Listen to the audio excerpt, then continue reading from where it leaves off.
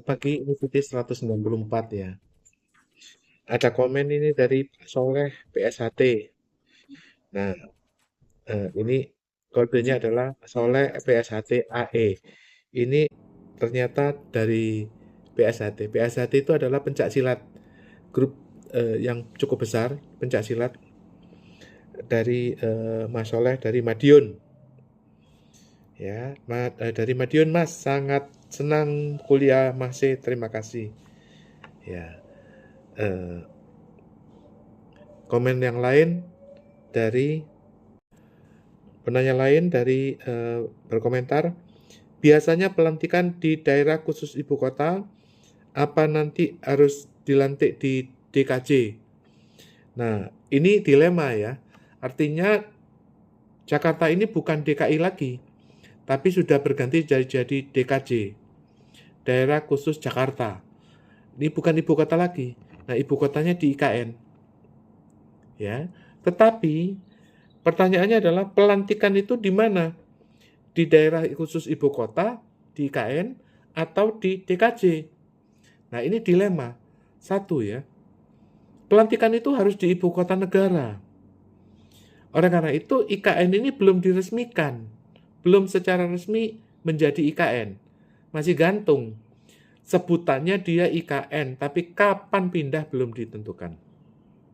Oke, kenapa kapan pindah belum ditentukan? Karena walaupun status DKI Jakarta ini sudah berubah jadi DKJ, daerah khusus Jakarta, pelaksanaan sidang umum MPR itu 1.000 orang. 1.000 orang itu hotelnya harus ada 10. Kalau nggak nampung. Berapa kapasitas hotel? Nggak ada hotel yang kamarnya 1.000. Jarang lah. Oleh karena itu, ya harus banyak hotelnya itu. Nah, itu anggota MPR 1.000. Belum lagi sopirnya, belum lagi istrinya, keluarganya. Mau berapa hotel yang harus disediakan? Paling nggak 10 hotel. Itu untuk sidang umum. Itu mengumpulkan 1.000 orang anggota MPR. Dan anggota DPR kan sudah bilang bahwa dia nggak mau pindah. Jadi anggota DPR ini, ya, yang 500 orang itu, nggak mau pindah. Makanya nanti jadinya bolak-balik. Ibu kotanya di IKN, tapi pelantikan presiden di Jakarta. Nah, ada komentar ini dari namanya ini nggak ada namanya ini tulisan Turki ini. Berkomentar, berarti salah satu poinnya adalah lebih baik kontrol uang daripada dikontrol uang. Gitu Pak Gun. Nah, ini benar. Benar. Jadi kira-kira begini deh ya. Nah, Anda punya pacar ya. Nah, pacar itu kalau Anda ngomong ke kiri, dia pasti ke kanan. Kalau kamu ngomong I love you, dia pasti marah-marah. Lalu kemudian kalau kamu mau nyatakanlah kirim martabak, dia pasti ngomong ngapain sih kirim-kirim? Kalau kamu beliin pulsa, biasa dia beli pulsa 10.000, kamu beliin pulsa yang 25.000, dia pasti ngomong buat kamu aja.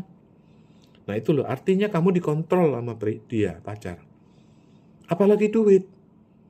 Jangan sampai kita dikontrol duit. Contohnya dikontrol duit itu apa? Kita hidupnya itu tertindas. Sehari-hari tertindas. Begitu pegang duit 1 juta langsung cut gitu loh. Langsung beli HP, beli sepeda. Beli HP juga 1 juta juga HP bekas. Otomatis setiap bulan beli HP. Mau beli HP yang 10 juta nggak sanggup, beli HP akhirnya beli bekas. Akhirnya ya itu karena kondisinya tertindas. Jadi salah satu ciri dari orang yang bisa mengontrol uang itu adalah orang yang merdeka. Oleh karena itu pendidikan di sini, edukasi, itu kamu harus bebas, merdeka, pikiran harus waras, terbuka. Jadi sehingga kamu nggak tertindas. Kalau kamu tertindas, selamanya kamu dikontrol uang. Baru duit 1 juta langsung beli HP. Ada orang yang tiap hari koleksi HP-nya 3. Semuanya HP bekas. Ya. Ini ada komentar dari Commander Spock. Buset, ini orang Belanda kali. Berkomentar, maaf Pak, koreksi ya. Proses terjemahan buku-buku sains dari Yunani ke Turki dan Arab bukan karena Islam, tapi karena keinginan dan kebutuhan manusia-manusia yang ada pada saat itu, berhubungan dengan ekonomi dan politik. Ya saya setuju. Ya tapi bahasa buku-bukunya itu bahasa Arab. Ya, saya nggak ngomong itu buku Islam. Saya mengatakan buku-bukunya bahasa Arab. Ya, ini koreksi dari Mr. Commander Spock ini ya bener juga ya. Ya bener juga loh. Pinter. Ya, komen dari Pak Sabto NU. Ini Sabtono atau Sabto NU ini. Berkomentar, apakah Pak Prabowo sudah masuk merapat ke NATO? Ya betul. Jadi bulan Mei tahun 2023, Prabowo itu dikunjungi oleh Komandan Angkatan Darat Amerika. Ya, dia dikunjungi Komander Angkatan Darat Army Angkatan Darat Amerika. Kemudian bulan Agustus, Prabowo itu berangkat ke Pentagon. Dia beli pesawat F-15 dan helikopter Black Hawk. Artinya, tahun lalu bulan Agustus, Prabowo sudah tanda tangan ikut NATO. Kenapa ikut NATO? Karena dia beli pesawat-pesawat NATO. Ini ada komentar yang sangat bagus ini. Nah ini orang Turki tadi itu, yang hurufnya huruf Turki ini. Pak siapa ini? Membalas komentar. Kalau yang tanda tangan utang BUMN adalah oligarki dan Jokowi, biarin aja. Karena gini loh, Anda harus tahu bahwa walaupun Anda orang Presiden Republik Indonesia, kalau kamu utang, ya, kamu utang katakanlah kepada kereta cepat Cina, kamu utang kepada Bank of China, kamu utang ke World Bank, kamu utang kemana, yang tanda tangan itu adalah pribadi. Jadi Jokowi ini bertanda tangan utang, tanggung jawab pribadi. Loh kok pribadi Pak, yang utang kan negara. Walaupun yang utang negara kan nggak bisa tanda tangan. Jadi ketika dia utang, itu tanggung jawab pribadi. Artinya apa? Kalau ini utang nggak kebayar, dia harus lengser masuk. Gitu loh.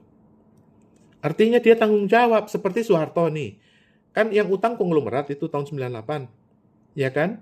Yang menyetujui siapa? Soeharto. Yang tanggung jawab siapa? Soeharto. Kalau kerusuhan, utangnya naik 5 kali lipat. Kalau nggak bisa bayar, yang dihukum siapa? Soeharto, lengser. Gitu. Duh. Pak, berarti utang kita itu, utang negara itu 8.000 triliun. Itu yang tanggung jawab Jokowi. Ya benar. Jokowi. Loh, kalau nggak kebayar gimana, Pak? Jokowi tanggung jawab. Tanggung jawab gimana, Pak? Kan udah lengser. Loh, walaupun lengser kan orangnya ada. Dia tanggung jawab atas akad-akad, setiap akad utang itu yang tanggung jawab adalah Jokowi.